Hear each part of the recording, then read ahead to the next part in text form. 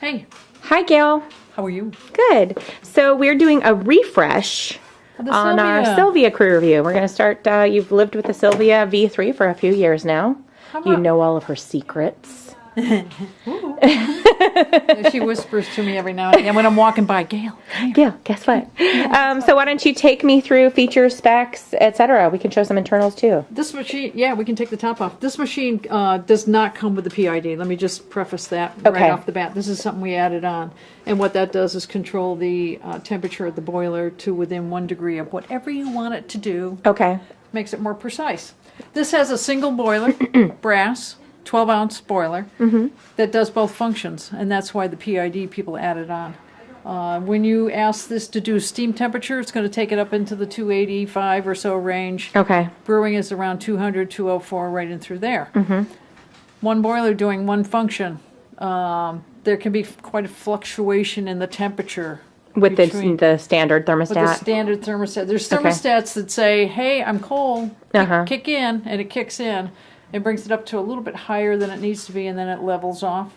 Well, that difference between the low point and the high point can be 15 degrees. Okay. If you take a shot at that lower point, it could be pretty sour. Okay. Or if above the high point, a little bit bitter. So that's where the PID comes in. Okay. So this is your brew button. If the PID wasn't there, this would be off like that. And then when you put this on, you would be brewing. Hot water, you can get hot water out of the steam arm by going like this and making the pump run. Gives you hot water. Okay. And this is your steam. Now the boiler has kicked in. It's going to bring it up to steam temperature. Okay. It gets hot up here from the ambient heat of the boiler. It's just a passive. Oh, woohoo! I tried to throw that at you. Water tank with 2 hoses. The manual does not mention the second hose. We get that question all the time. This one with the V cut in it is the one that draws the water from the water tank to the boiler. This is a return for overpressure from the boiler. Okay. And then your water tank comes out like that. It's a mambo. Yeah, it is. So easy cleaning. For a machine this size, it's pretty big. So the hoses is one of the questions we get. The other question that we get, Gail, that I thought we might address is the laser film finish. So the machine will come with white on top here and on the drip tray cover. My machine is scratched and white. It's supposed to be stainless. And when they make this, it's on every surface curled over and everything because it's on a flat piece of stainless and then they form it. Because otherwise they would be scratching the stainless. So you got to find it somewhere on the edge somewhere, you'll see, and peel it off.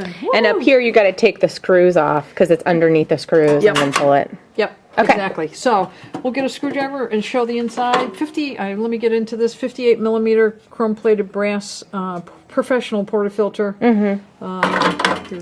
Drip tray down here. That's the one thing on the Silvia, I would say. The drip tray, if it was a little bit bigger, would be nice. You can see it's on the shallow side. I also wish that it was more representational of the cover.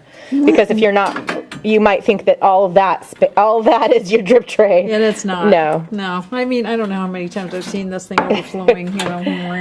And then we've got traditional steam arm here. Yep. You can tell it's a traditional because it's got the rubber ding-dong on it. It's not an anti-burn, and it comes with a 1-hole tip. And this newer version, the V3, this articulates around. The other one just to go left and right, so it was a little bit harder. And then they put on a new steam knob, and they changed the handle here too. Okay, here's your brass boiler. There's your steam valve down in there. As you turn this knob, you can see it turns. I just piddled down there. Nice, Gail. Yeah, nice. And so this is a big boiler. Now, all these wires here, though, are not stock, These wires here, these little skinny ones, these are PID controls, so they go up and through here. The typical would come with these 2 thermostats. That one there, you can see it's not even hooked in. Okay. That one there, and then the one on the front. So you bypass those, and you do it in a different way when you got a PID. And then copper tubing. That's coming from that's coming from the water reservoir. Let me look there, here. or no? Let me look.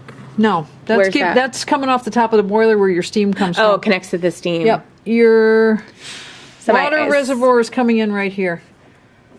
So it's sucking water up through that hose, and then it's coming in. Yes. Okay. Oh, over there. I see. See the black thing wiggling? That's attached to this hose right here. Got it.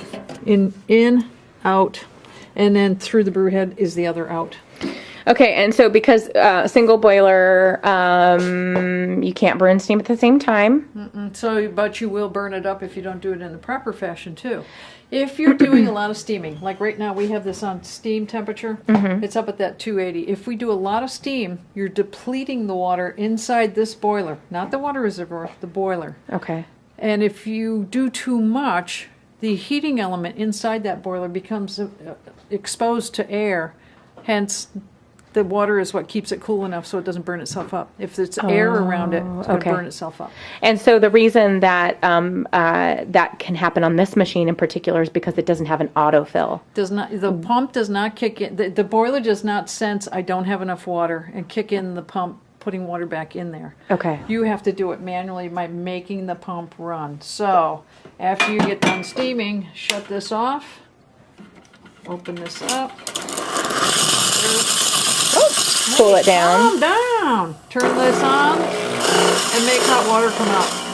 And then that's going to serve two purposes. It will cool it down for your shot after you've steamed, and then it will also refresh the water in the boiler so you've always got a full boiler of water. Exactly. And if you don't do that, you're going to burn it up. And I just ran that, and the hose isn't even in the water tank. But if the water tank is here, you know, hot water would come out. Nice. The other thing, too, I guess we should talk about is duration. So we have seen people burn out these boilers simply because they follow our instructions, but they're trying to steam way too much milk in one go. You cannot do enough for 2 or 3 drinks in a go. Okay. Do one drink, you know, maybe you're 10 ounces in a 20-ounce frothing pitcher, which I don't have sitting here right now, but make your drink, one drink, go back to brewing, brew another one, make another thing of milk, go back and forth. We had a person that was lining up 5 drinks. And then steaming a big thing of milk. 5 things of milk, and it's one right after the other, and they're wondering why their machine is burning up. Well, that's why. Okay, so because this is still like, what, a 12-ounce boiler? 12-ounce boiler. All right. Cool. So I guess we'll reassemble Sylvia and make a latte. Some assembly required.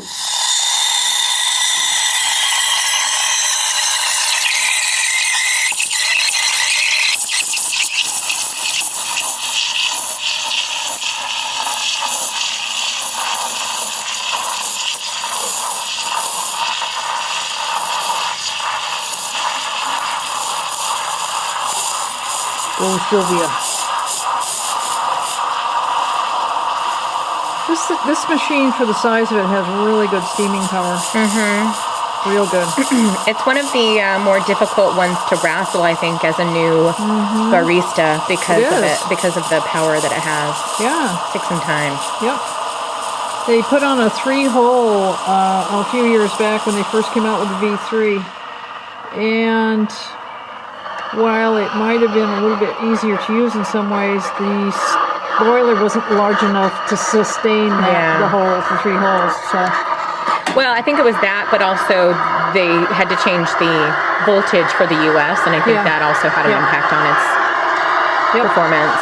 For sure. Okay, we're going to shut this off because we're done. I want it to start cooling down. Okay.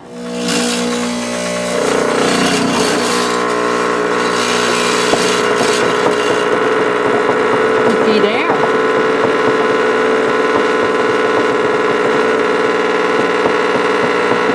What do you think? What are the odds? I believe in your star nebulas, Gail. Oh, you got a little wiggle. A little nothing. I don't know. I got bigger bubbles than I thought. It looks like a. Yeah. There's a little bit of a leaf there, Gail. You were on the right track, I think. You know how when they show Old Man Winter snowflakes? That's what that looks like to me. You gonna taste that? I am. Bad boy. What do you think of your handiwork? Nice and hot. It's good ratio of coffee to milk. Yeah, cool. It's good.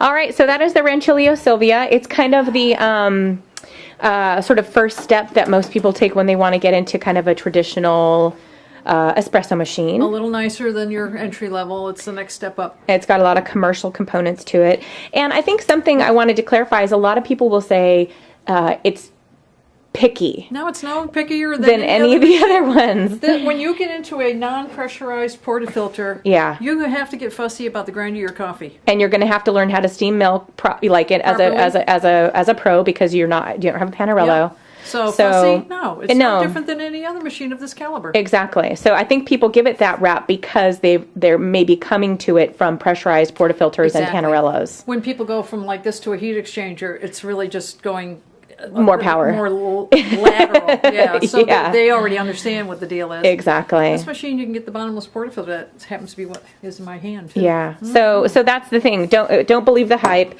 It's not. It's not fussier. Yeah, it's not fussier or particularly more picky than any other sort of commercial traditional machine. Cat's a little pickier. And I'm way fussier. Meow. Thanks, Gail. You're welcome.